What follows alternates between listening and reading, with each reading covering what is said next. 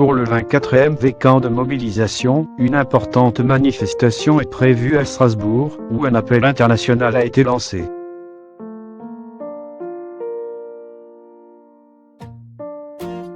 Après les annonces d'Emmanuel Macron concluant le grand débat national, les Gilets jaunes ont maintenu le rendez-vous et se préparent à leur 24e camp de mobilisation ce samedi 27 avril 2019.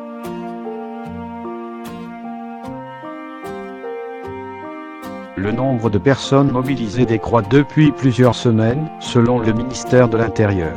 Il était de 27 900 samedi 20 avril, contre 31 100 la semaine précédente. Le nombre jaune, compteur des manifestants, a lui recensé 100 000 participants, contre un peu plus de 90 000 pour le 22e camp.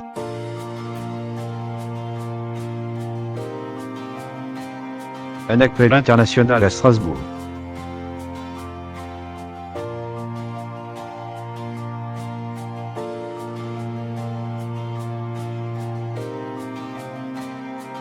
C'est à Strasbourg que l'attention devrait être focalisée ce samedi. Plusieurs groupes de gilets jaunes lancent un appel international dans la capitale européenne. Le rendez-vous est donné place de l'Étoile, à 13h.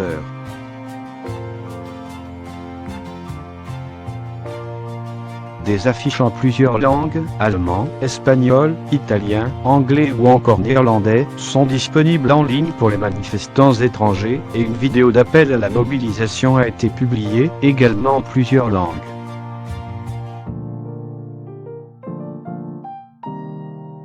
Cette manifestation, non déclarée, se heurtera aux interdictions de manifester du préfet du Grand et du Bas-Rhin. Toute manifestation est interdite le samedi 27 avril sur une partie de l'ellipse insulaire, le parvis de la Gare, ainsi que les abords des institutions européennes, annonce-t-il dans un communiqué.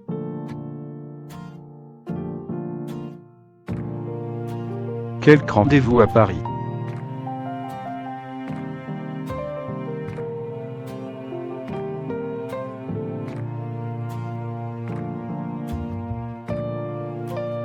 Les groupes Facebook appelant à manifester à Paris se font plus rares et sont suivis par quelques centaines d'internautes. Une page appelle à reprendre les Champs-Élysées, une autre à manifester dans la nuit de samedi à dimanche pour réveiller Paris. Le plus gros rassemblement est celui intitulé Riposte Générale, qui appelle à manifester à partir de 13h, de Montparnasse, jusqu'à Place d'Italie.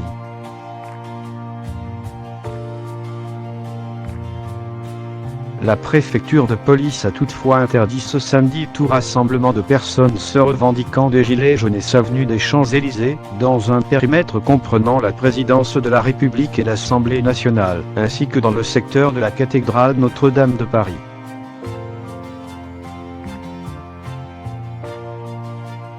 Un autre événement appelle, lui, à faire un tour des médias. Nous allons marcher de la maison de la radio à TF1, de CNews à LCI, de France Télévisions à BFM TV. Cette manifestation se clôturera devant le Conseil supérieur de l'audiovisuel, est-il écrit sur la page Facebook Acte 24, pour un traitement médiatique impartiel.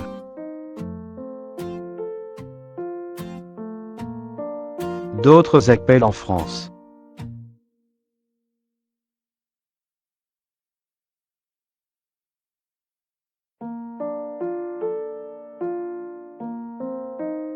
Globalement dans l'Hexagone, les appels à manifester se font plus timides.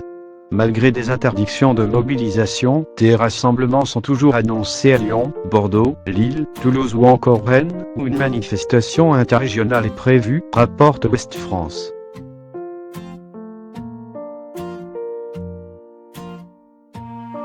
Ces rassemblements seront suivis par une journée nationale de manifestation le 1er mai, à laquelle plusieurs groupes de gilets jaunes ont annoncé leur participation aux côtés des syndicats.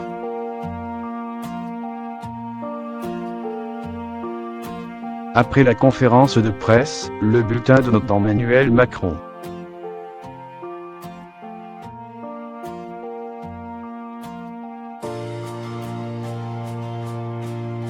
Pédagogie des réformes, câlinothérapie aux Français en colère et autocritique. Le président a tenté de prendre un nouveau départ. En progrès. Mais doit mieux faire s'il veut espérer convaincre ses concitoyens.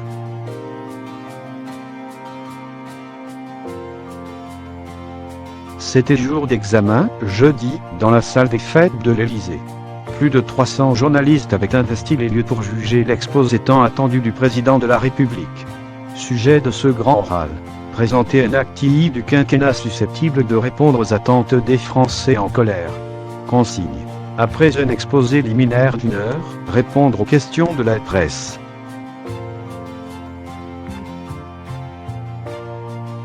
Mesure de Macron. Ce qu'il a précisé, supprimé et ajouté par rapport au texte initial.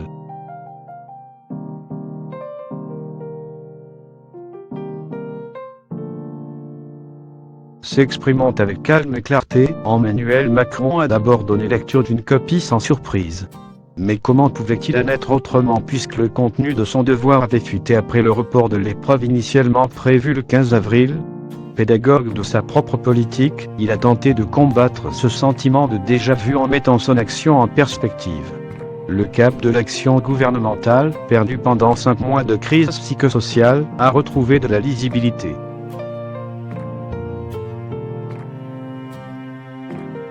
Conférence de presse de Macron. 3 heures sur une chaise de l'Élysée.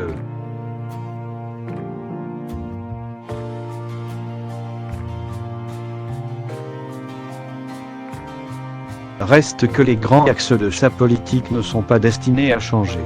Le président s'est décerné lui-même un satisfecit en assurant que la direction prise depuis son accession au pouvoir était la bonne et que les résultats économiques étaient déjà perceptibles. Mais il a voulu corriger une certaine arrogance en replaçant l'humain au cœur de ses préoccupations.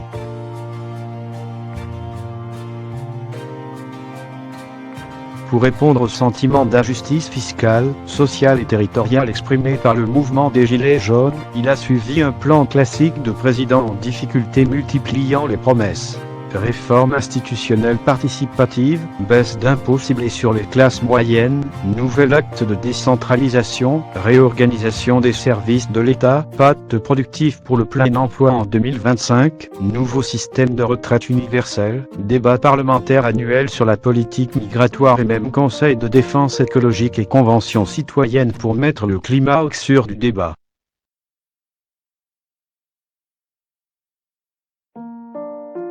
Conférence de Macron. Le premier de cordée sur la corde raide.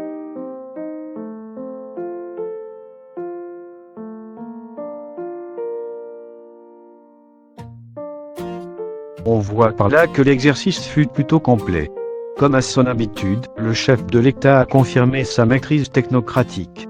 Mais il n'a pas fait preuve d'une époustouflante créativité. S'il a esquissé un calendrier de réformes, il n'a pas chiffré avec rigueur le coût de sa politique. Comment réduire l'impôt sur le revenu de 5 milliards tout en adoptant un moratoire sur la fermeture d'écoles et d'hôpitaux ? Comment faire la chasse aux doublons tout en redéployant des effectifs de fonctionnaires maintenus sur le terrain dans des maisons France Service ?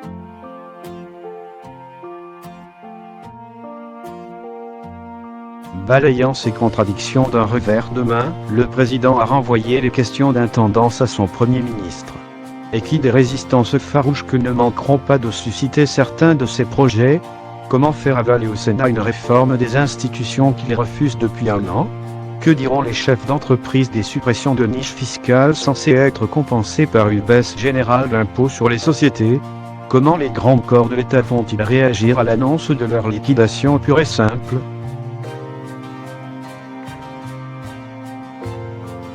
La forme l'a souvent emporté sur le fond. Car Emmanuel Macron avait axure de corriger certains traits de sa personnalité pour imposer un nouveau style.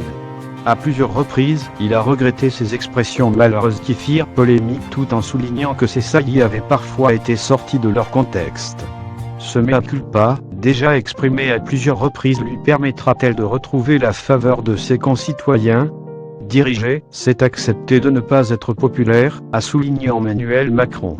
Lucide, le président a bien compris que les Français, profondément sceptiques, ne sont pas prêts de lui décerner une bonne note sur sa bonne mine. Il compte sur le travail de son gouvernement pour redresser sa cote.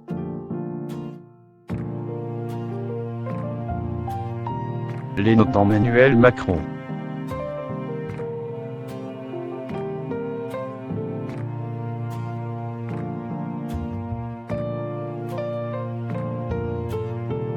Comportement. 6, 10. Est apparu à l'écoute des angoisses françaises et de la curiosité journalistique.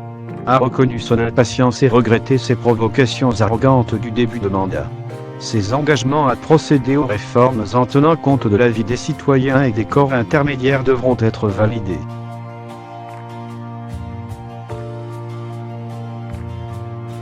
Rhétorique. 6-10. Bonne maîtrise. Un style simplifié et moins docte. Attention toutefois à cette tentation de s'écouter parler. À l'aise sur la scène de la salle des fêtes de l'Élysée. À surjouer la déception au sujet d'Alexandre Benalla. Pas de dérapage verbal.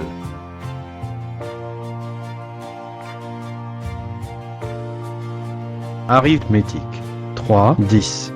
A promis une baisse d'impôts et un redéploiement territorial des services publics qui ne cadre pas avec sa volonté de juguer le déficit budgétaire et de réduire la dette nationale. Le compte n'y est pas.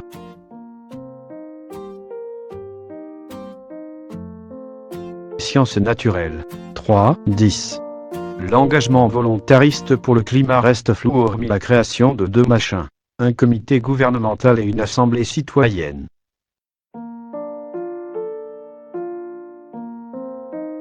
Histoire. 5-10. A jouer sur la corde sensible du roman national en exaltant l'art d'être français ou la cohésion retrouvée après l'incendie de Notre-Dame.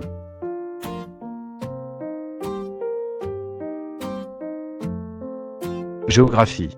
4-10. Un discours très hexagonal à un mois des élections européennes. L'Europe et le reste du monde ont été occultés. Pour mieux rassurer les Français en proie au doute identitaire.